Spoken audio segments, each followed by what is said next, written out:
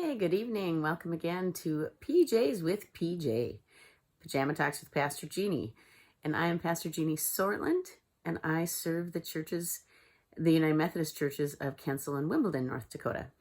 And I want to give a quick plug for the organization, the 31-8 Project. They work with human trafficking, both prevention and care of victims that have been human trafficked. And unfortunately, this time of isolation has led to increased viewing of pornography.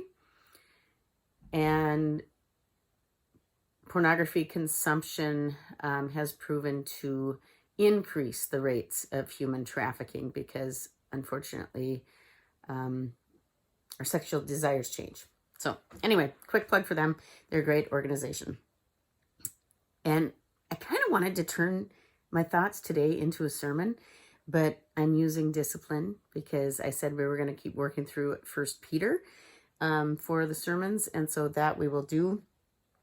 But yesterday I talked about rainy days and Mondays, and so it got me to thinking about rainbows. Our promise that the earth will never be flooded again.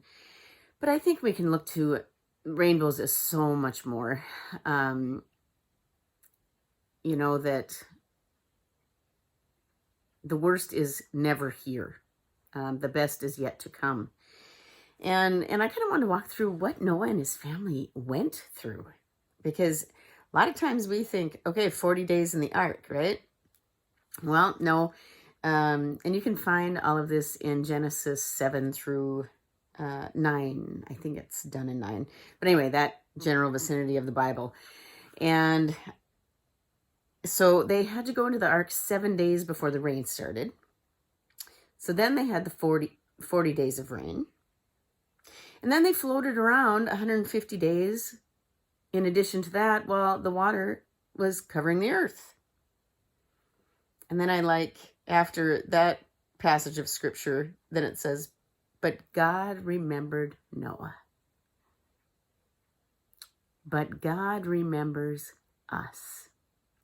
So anyway, on the 17th day of the 7th month, the ark got stuck on a mountain. Okay, so that was another 75 days. And I have to double check and then I think it was 40 days while they were sitting on the mountain before they could see the tops of the mountains start to show. And then it was like the first day of the 10th month that, so 75 days they sat on the mountain. And then 40 days after that, Noah opened the window and sent out a raven that all the raven did was fly back and forth because there was no place to land. And then he sent out a dove, and the dove came back because there's no place to land. And then another 7 days, he sent out the dove again, and the dove came back with an olive leaf. And 7 days after that, Noah sent the dove again, and the dove didn't come back, which meant that things were probably inhabitable. But they still waited. So it was the first day of the first month before the surface was dry of the earth. And then I think there was so the first day of the first month, the surface of the world was dry, of the earth was dry. But then it was the 27th day of the second month before Noah opened the ark. So I don't know how fast your math is, but I added all of this stuff up. 475 days. And, and I might not be looking at some of this totally correctly. I didn't deeply exegete this. But I think we can reasonably think that it was possible that Noah and his family were stuck on this ark with these animals for 475 days. Well over a year. And the promise of the rainbow had not appeared at that point. But there were glimmers of hope in between. There was the hope when the rain stopped. There was the hope when the olive leaf came back with the dove, and the hope when the dove didn't come back, and the hope that they found a resting place. They were probably pretty tired of frolicking on the waves in the ark, but then they came to a resting place on the top of the mountain. And then they could see continual progress, that the world was returning to somewhat normal as they knew it.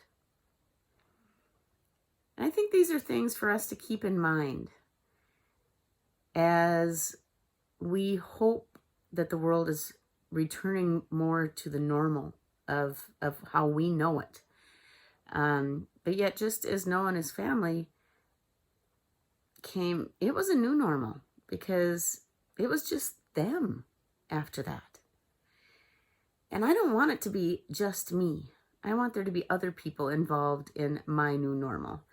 And so as we continue to exercise patience and slow cautiousness, as we return to business in North Dakota and return to some of our former activities, I just think we need to keep our eyes on those glimmers of hope that we see.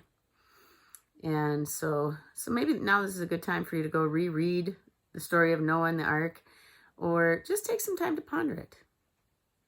So anyway, I am so glad that you joined me tonight for this episode of PJs.